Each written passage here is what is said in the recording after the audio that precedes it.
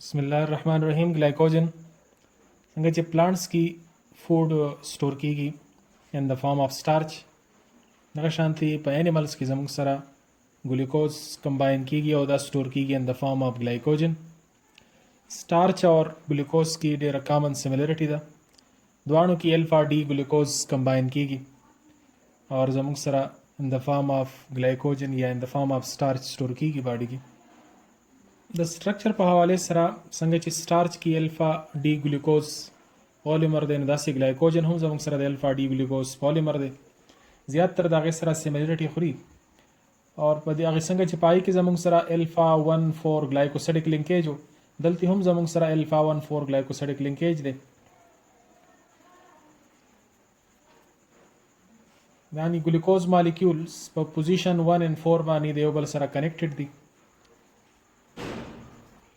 او داسې لانګ چین یې جوړ کړي. د دې نه علاوه په پوزیشن 6 باندې دې سره ځای په ځای باندې برانچز هم وتلي. د برانچز په پوینټ باندې الفا 1,6 لینکیجي. د سٹارچ اور ګلایکوجن کې چې کومه بنیادی ډیفرنس موږ ته په نظر باندې راځي او هغه په سټرکچر باندې اثر پرې باسي، نو هغه په سٹارچ کې برانچنګ هر 24 یا 30 ګلوکوز بعد برانچنګ کیږي اور په ګلایکوجن کې 8 9 تر 12 پوری یعنی 8 یا 12 تر منځ د 8 ګلوکوز بعد یا 9 ګلوکوز بعد یعنی اپ ټو 12 دومره ګلوکوز بعد برانچنګ شروع کیږي. دیو جنا په ګلایکوجن کې برانچنګ ډیر زیات دی ایز کمپیر ټو سٹارچ.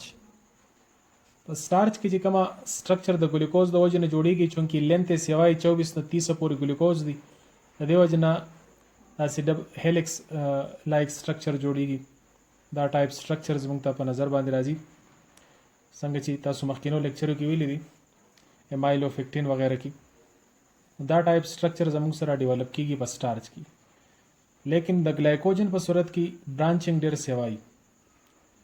ګلایکوجن کې په سنټر کې زموږ سره یو پروتین وي. دیس پروتین از نون ایز ګلایکوجنن، مطلب دا څه کاربوهایډریټ نه دی بلکې ایکچولی دا پروتین دی او د دې پروتین اباوټس بیا زموږ سره دغه الفا ډي ګلوکوز لینکیج موجود دی، ګلایکوجن موجود دی. د دې پروتین اباوټ ګلایکوجن خور شوی، لکه سپوز ګلایکوجن تاسو ته پته ده دا هم داسې هیلک لایک سټرکچر جوړي، لیکن اباوټ 8 نه ولا 12 پورې بیا داسې برانچ ته وځي او دغه برانچنګ بیا ورو په ورو باندې داسې سیوا کیږي.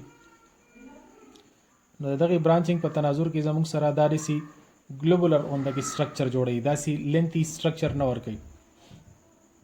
د ګلایکوجن چې کومه تھریډز وي یا کومه برانچنګ وي، نه په دې فارم کې خور وي، د ګلایکوجنن یعنی د پروتینز طرف ته نږدې چې کومه دا موږ ته داسې سرکولر ټایپس ښکاري.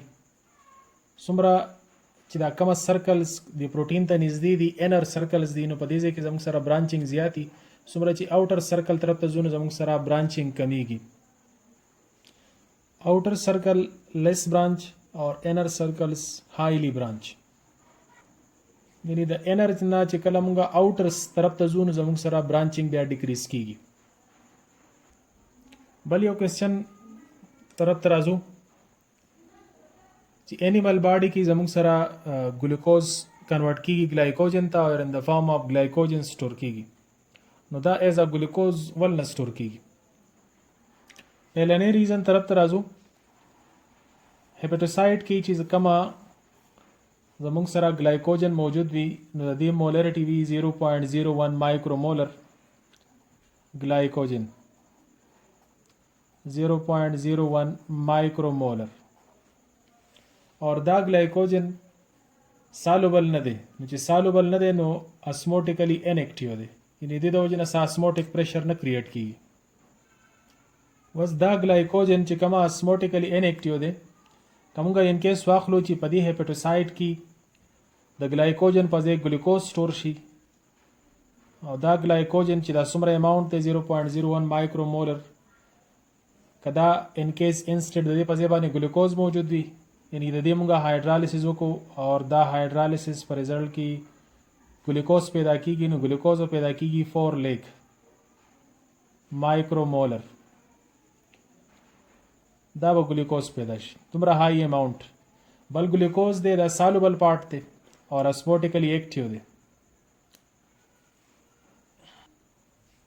چې اسموټیکلی ایکټیو دی نو دومره هاي مقدار د ګلوکوز دا به ډېر زیات هاي اسموټیک پریشر کریټ کوي. تاسو ته پته ده چې اسموټیک پریشر کنسنټریشن اف د اسموټیکلی ایکټیو مالیکولز د هغې کنسنټریشن ته ډایرکټلی پروپورشنل دی. دی وجې نه دغه سیلز د دومره هاي پریشر د وجې نه رپچر کېدی شي. یو ریزن یې خدا شو چې دغه وجه ده چې ان د فارم اف ګلوکوز نه سټور کېږي بلکې ان د فارم اف ګلایکوجن سټور کېږي او ګلایکوجن سالوبل نه دی، اسموټیک پریشر نه کریټ کوي. بل په بلډ کې چې کله ګلوکوز لیول دا 5000 مایکرو مولر شي نو بیا دا راځي هیپاټوسایټ ته او هیپاټوسایټ کې دا سټور کیږي. نو هیپاټوسایټ کې ان کیس آلریډي 4 لیگ موجود دي، څنګه چې موږ ویل که انسټیډ اف ګلایکوجن زموږ سره ګلوکوز وي نو که آلریډي پهلا 4 لیگ موجود وي نو 5000 د لو کنسنټریشن نه هاي کنسنټریشن طرف ته موومنټ نشي کېدی. بلډ کې به زموږ سره بیا لیول د ګلوکوز سیوا کیږي. دا 2 ریزنز دي چې د وجې نه په باډي کې اضافي چې کومه ګلوکوز دي دغه ګلوکوز کنورټ کیږي ګلایکوجن ته او ګلایکوجن په صورت کې په هیپاټوسایټس کې باډي کې سټور کیږي سیلز کې. بل راځو موږ سیلولوز طرف ته. سیلولوز د پالیمر اف بیٹا ډي ګلوکوز. ګلایکوجن اور سٹارچ هغه الفا ډي ګلوکوز پالیمر و، دا د بیٹا ډي ګلوکوز پالیمر دی. دا ستاسو مخې ته بیٹا ډي ګلوکوز دی. الفا اور بیٹا کې صرف په نومریک کاربن باندې فرق وي. کاربن نمبر 1 باندې او ایچ کې چې کله اپ سایډ طرف ته وي اکسیجن ایتر لینکیج طرف ته نو دې ته مونږه بیٹا ډي ګلوکوز وایو، او چې کله او ایچ ډاون طرف ته په نومریک کاربن باندې دا الفا ډي ګلوکوز دی. باقی په الفا اور بیٹا کې څه فرق نه، صرف په نومریک کاربن باندې صرف دا ډیفرنس دی. نو دا د بیٹا ډي ګلوکوز پالیمر دی او دا هم زموږ سره بیٹا 1,4 لینکیج دی. دا ماره دی یو چین شو کو، دا بیٹا یو ګلوکوز دی، دا بل ګلوکوز دی اور بیٹا لینکیج دی 1,4 لینکیج. دا په دې لینکیج باندې مخکې خواري، لیکن که تاسو سټارچ ته یا ګلایکوجن ته وګورئ نو التی زموږ سره الفا هیلکس فارم کې یو ګلوکوز چې د بل فارم سره ملاویږي نو په خاص انګل باندې ملاویږي نو دا داسې اونته کې سټرکچر جوړي، الفا هیلکس لایک ټایپ سټرکچر جوړي، هیلیکل سټرکچر جوړیږي زموږ سره. دا سټرکچر د سټارچ په کیس کې اور د ګلایکوجن په کیس کې جوړیږي، لیکن د سیلولوز په کیس کې زموږ سره الفا 1,4 لینکیج دی او ساری بیٹا 1,4 لینکیج دی. نو دی وجې نه فلپینګ کاس کیږي اور دا چې کومه نیکسټ ګلوکوز دی نو دا په 180 ډیګري انګل باندې روټیټ کیږي. ایوری نیکسټ ګلوکوز په 180 ډیګري انګل باندې روټیټ کیږي، دی وجې نه سټریټ فارم اختیاري. نو 180 ډیګري فلپینګ کیږي هر یو سکسیسیو ګلوکوز باندې. دا یو ګلوکوز دی، دا بل ګلوکوز روټیټ شوی دی په 180 باندې. ګوري تاسو ته اکسیجن لاندې په نظر راځي، بیا نیکسټ سکسیسیو ګلوکوز کې بیا اکسیجن بره دی، دی وجې نه دا یو سټریټ فارم اختیاري.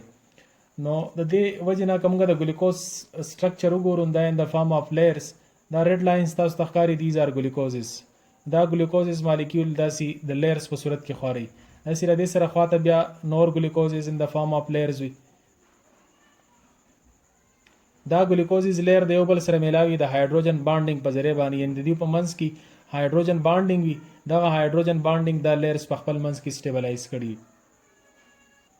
نو دې داسې یو پلین شکل ډیولپ کړی او دغه پلینز د دې یو پلین دی، د دې پلین سره بیا لاندې نور پلینز وي. دغه پلینز هم داسې خواروي او دغه پلینز په منځ کې هم د یو پلین او د بل پلین په منځ کې زموږ سره هایدروجن بانډ دا سټیبلایز کړي. د دې ریچ هایدروجن بانډینګ د وجې نه سیلولوز یو ټف ټیشو دی او